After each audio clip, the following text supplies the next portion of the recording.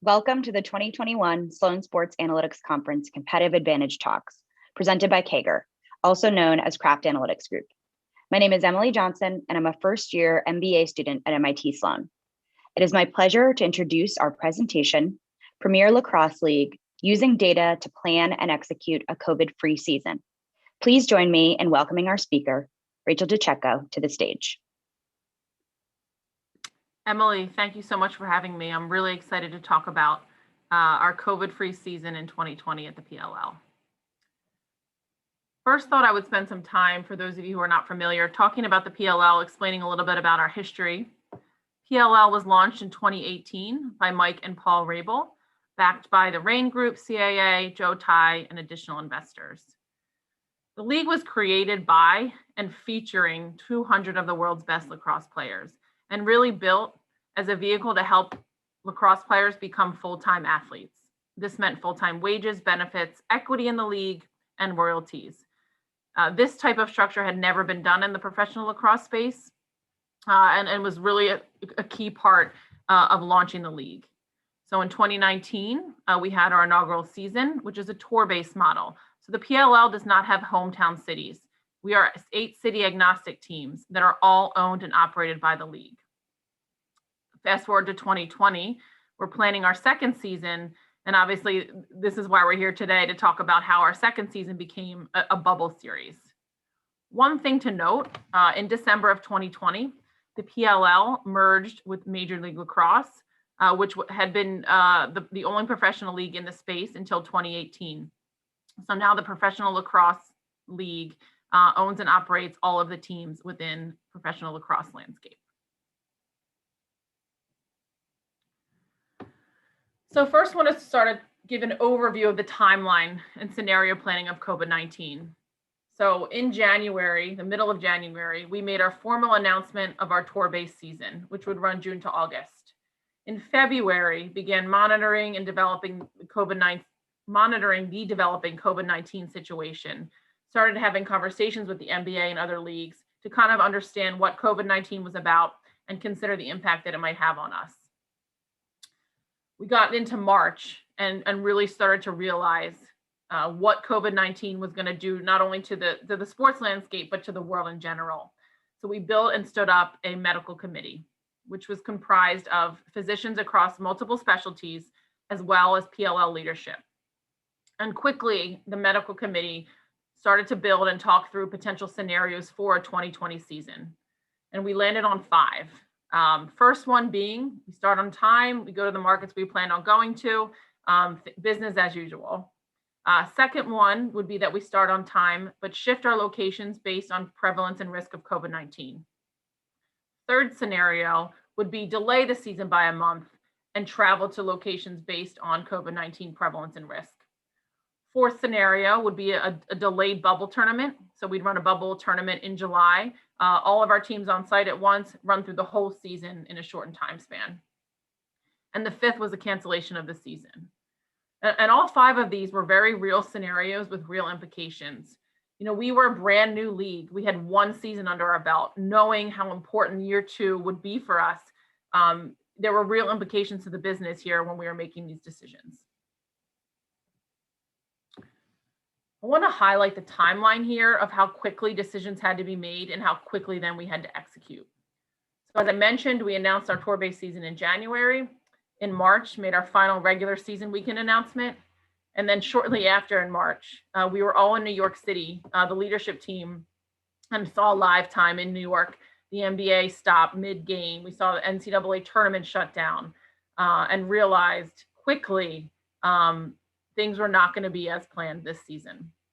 So we released a statement around COVID, just to kind of make sure everybody understood how seriously we were taking it, and make sure that that everybody was confident in kind of the awareness around it and what we were going to do. We made the difficult decision in April to postpone the season. Less than a month later, announced our championship series, which then began in July and finished up in August. And when you look at this timeline, this is an entire professional season that essentially was planned in 2 months. While we're all sort of compressed in our homes, zooming everything, making these decisions virtually, the time from decision to execution here is really incredible. And I want to kind of talk about how did we make the decision to do a bubble tournament. COVID-19 was still relatively new. There was a bit of an information vacuum. Data was not totally reliable yet. So we had to make decisions based on the data that we had and what we think may be happening 4 months down the line. So obviously looking at infection rates and forecasting COVID-19, discussing it with other professional leagues. Well, how was the NBA thinking of it? What was the NLL doing? The leadership amongst the organizations was communicating to kind of understand the sports landscape and how it might impact leagues in general. Venue availability became a very real factor for us. One of our first venues was transitioned into a field hospital. Obviously, we weren't going to be able to go there. And that was a sign of potential things to come within our venues and markets. Fan engagement and broadcast opportunities. As I mentioned earlier, we have a broadcast deal with the NBC family of networks. The Olympics were postponed at the end of March, which allowed for us to get more games on TV, which is absolutely huge for the sport. 70% of our games in our second year were on TV, which is a 24% increase based from the first year. Huge opportunity to put lacrosse in more people's homes and provide our players a stage to play on. And the last two, when scenario playing, the operational complexity of being a tour-based model. Everybody travels every weekend. So that's getting everybody to a new venue every weekend, testing them on site, and then getting them home safely. The risk felt very great with our model and the operational complexity that goes along with it. And so we landed on a bubble style tournament. And as I said before, announced on May 6th. So now we know what we're doing and we need to think about, okay, where can we do it safely? I want to go into a little bit of the selection criteria. We looked at boarding schools, universities, private sports academies, and thought about, how can we execute an event from start to finish safely in one of these types of venues? And we developed a scoring rubric. We had 18 different categories that these venues and locations were scored on. I'm going to highlight a few of them here. First one being COVID-19 risk. What was COVID-19, the disease burden in those markets? What were the infection rates, hospitalization rates? How close were these venues to hospitals if somebody became ill? Obviously, COVID-19 this entire time was top of mind.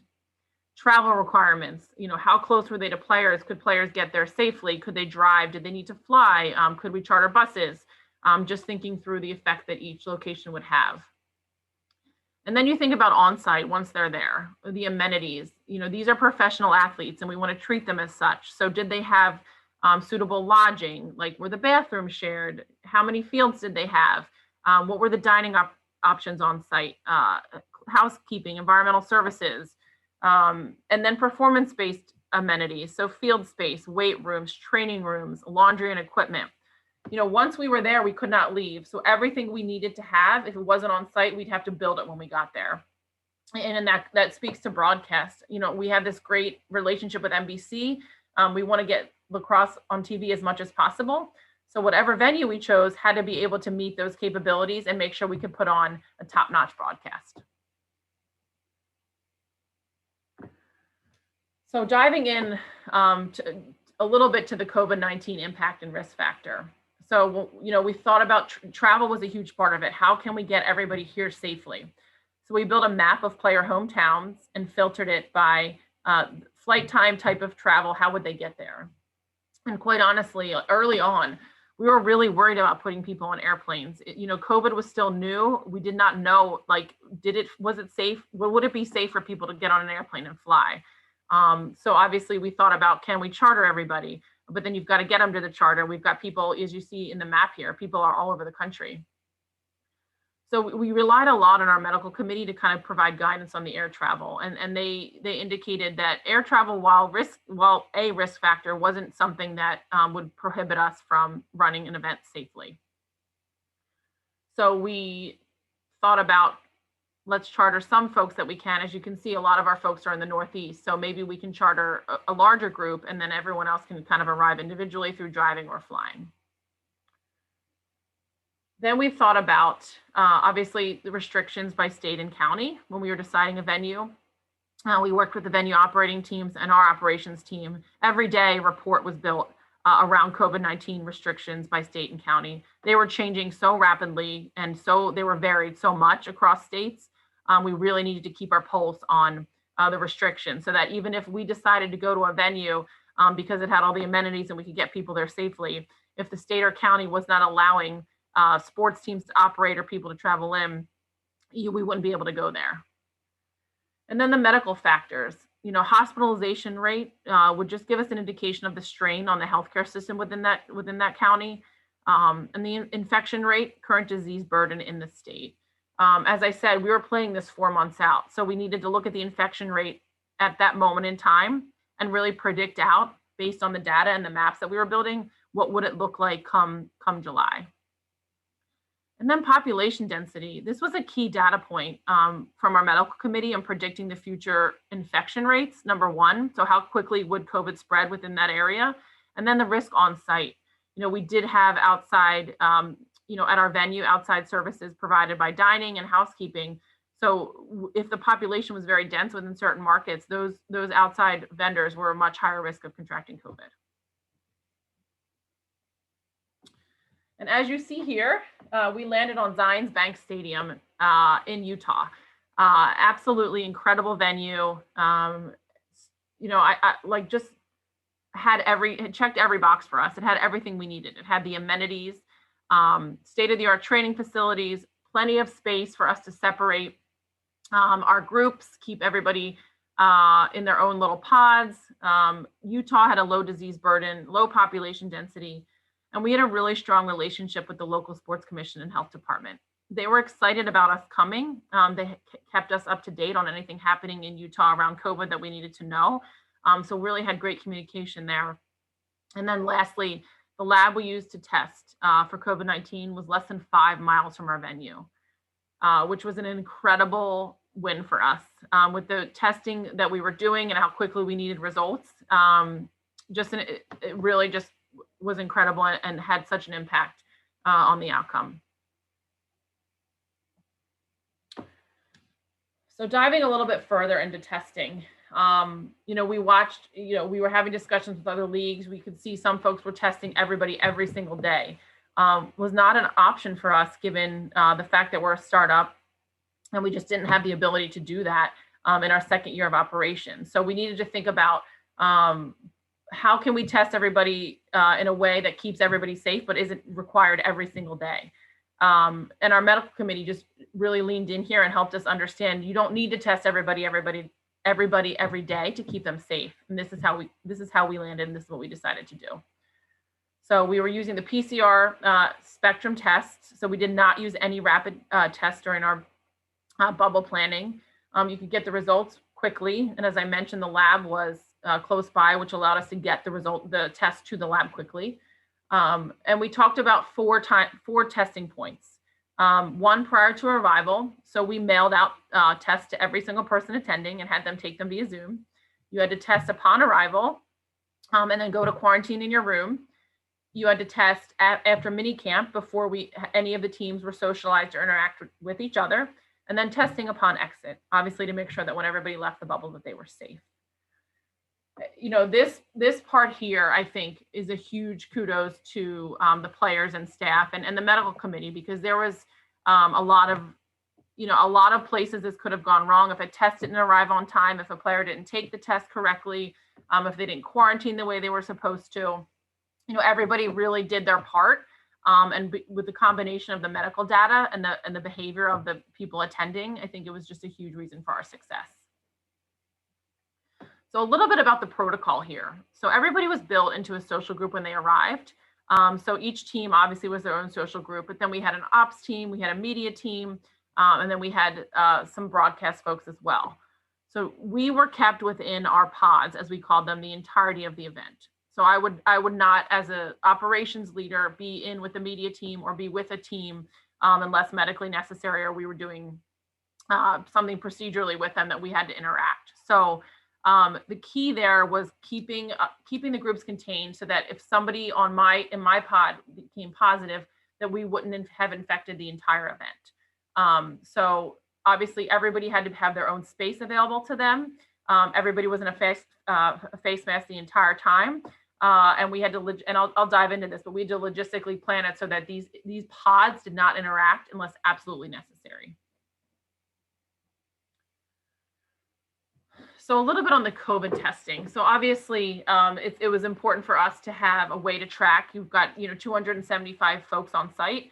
How do we make sure everybody's feeling okay leading up to the event, and how can we make sure they're feeling okay at the event? So we partnered with OutSystems, who built us 2 custom tools to use. One was for symptom surveillance, and one was for temperature taking on site. So every day, every attendee would get a little message on their phone. They would fill out a very quick health questionnaire. And as you see here on the left, this dashboard showed us who had answered, who had not answered, who was feeling well, who was not feeling well. And we started this 2 weeks before everybody left. That was the monitoring time period suggested by the medical committee. So not only did we have some baseline data, but we got everybody into the habit of paying attention to their symptoms and thinking through the impact of what if they did not feel well, what that meant for them and their potential attendance at the event. So getting people into the behavior of saying, okay, I feel okay today, I don't feel okay today. And if they didn't feel okay, we wanted them to be comfortable saying so. So all of this data was sent immediately. Anything that was abnormal was aggregated and shared with the physicians, and the physicians would follow up that day. So there was full transparency from these athletes. Physicians would call and talk to them and really make everybody feel comfortable. This symptom surveillance continued throughout the entirety of the event. Once we arrived on site, there was temperature taking. So every morning, the first thing you did before you interacted with anybody outside of the person in your room was to have your temperature taken. Obviously, a key metric for COVID-19, a symptom, to make sure nobody was feeling ill before they sort of joined their team for the day. And really getting these staff and athletes into this habit was incredibly important for us to make sure that they really got in their mind what this might feel like for them and what it was going to look like on site. So then, now we're talking about leading up to, and now it's like, how do we get everybody there safely? 90% of our players and staff were outside of driving distance.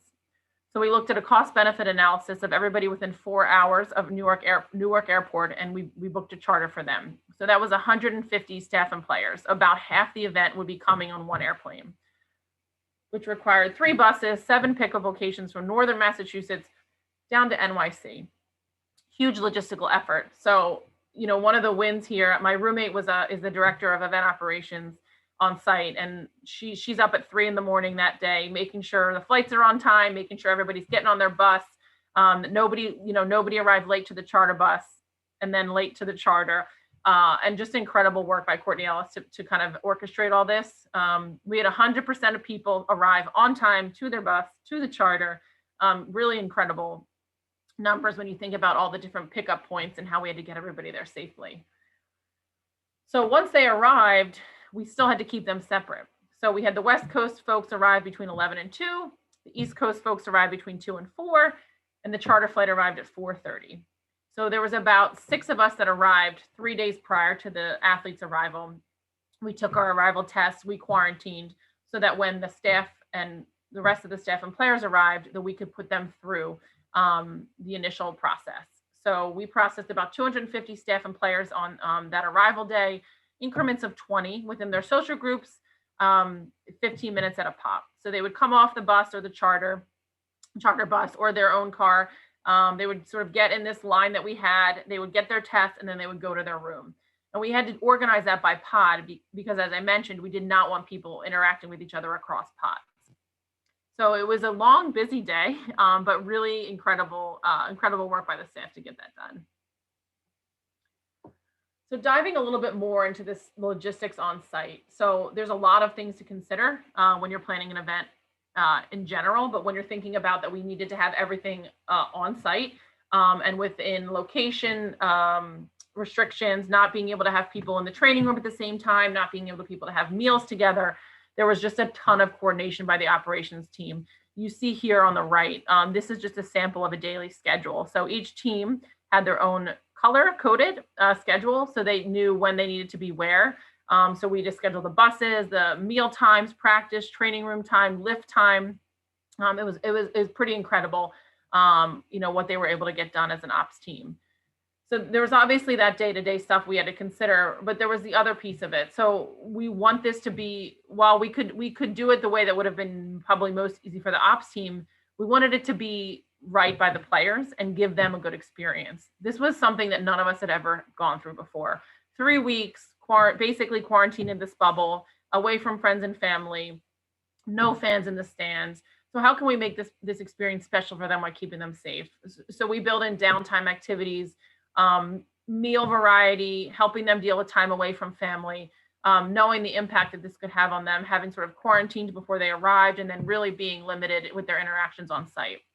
And so it was a really incredible effort by the team, and then once we got into play, teams had different preferences on their practice time and their meal time, and really just that schedule was really able to be moved every day based on preferences. So a lot to consider on site, but an incredible job done by our team to keep everybody safe, but also give them a good experience.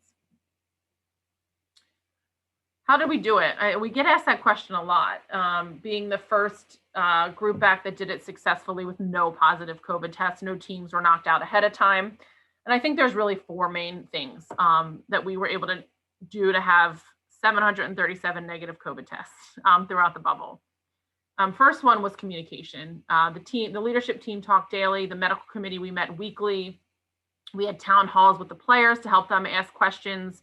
We had routine team meetings, individual meetings with coaches, and we provided access to the experts and league leadership to the players. So obviously there was a lot of questions in general around COVID, but then it was like the second layer was how can we go and play a season safely? So the players could reach out to anyone on the leadership team, any of the physicians we had, to really ask those questions, understand the risk, and make sure that they were comfortable coming.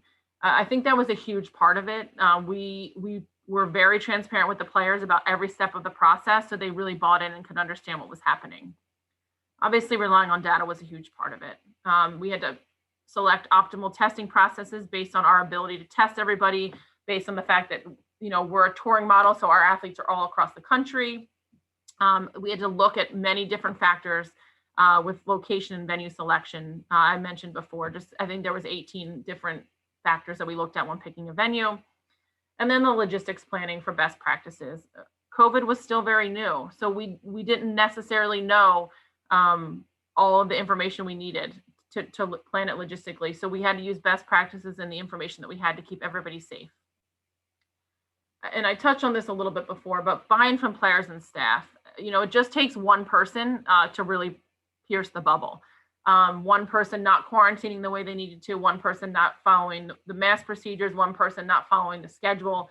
And the players really, because of the communication and because of the culture at the league, really understood the role that they played as an individual. And everybody felt responsible for the outcome of this event. Nobody wanted to be the one to test positive and potentially take their team out of a competition, or worse, take the whole event down. So I think the buy-in, a testament to the leadership of the league and the players to really follow our protocols really to the letter. And then last but not least, we were a new league, which put additional, risk on us. But we also could be more nimble. We were able to shift to be an early adopter, take the risk to do a bubble season without having all the information. Being a startup, being new, we have that opportunity to make those decisions and really, rely on our leadership to make those calls for us. And I think that the willingness to be an early adopter was huge here. I just wanted to share a little bit of our successes from the bubble. I've touched on all of these, but just I think worth voicing over again. 100% negative test rate, absolutely incredible. Based on the data we had about positive rates ahead of time, I think just really amazing. And the 24-hour testing turnaround time. Every time somebody tested, they had to quarantine until their results came back, which could be really exhausting, third and fourth time, because you're in your room, you're not allowed to leave your room, the meals are being delivered. And getting those tests back quickly, I think, was huge. Access to the PLL and to professional lacrosse, huge win for us. 70% of games were on linear TV, which was up 24% from 2019. 4 weekend games on NBC Maine. Huge opportunity for the sport. Bring in net new fans. Let people see the incredible, athletes that we have in the PLL, which really led to some fan base growth. 37% ratings increase year over year. in a very key demographic, which is huge. And we surpassed our gold subscriptions by 133% year over year.